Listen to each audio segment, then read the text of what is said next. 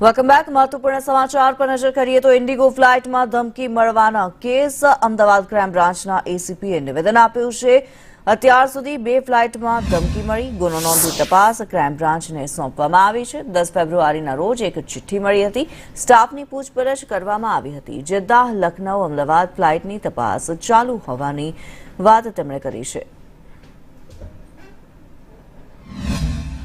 2 દિવસ અગાઉ 10 તારીખના રોજ 10 ફેબ્રુઆરીના રોજ જિદ્દાહથી અમદાવાદ આવતી ફ્લાઇટમાં એક પેસેન્જરની જે સીટની બાજુમાં આવેલી વિન્ડો છે એ વિન્ડો પેનલમાંથી ઇમિગ્રેશન ફોર્મમાં એક ચીટમાં યહાં બોમ્બ ઇઝ હિયર લખેલી ચિઠ્ઠી એક મળેલી છે જે ટિશ્યુ પેપરની છે। આ બંને બનાવો એક જ ઇન્ડિગો ની ફ્લાઇટ્સના છે જે એક અમદાવાદથી જિદ્દાહ જઈ રહેલી હતી અને બીજી ફ્લાઇટ જે છે એ આજે હમણાં લેટેસ્ટ જે બનાવ બન્યો છે એમાં એ જિદ્દાહથી અમદાવાદ આવી રહેલી હતી।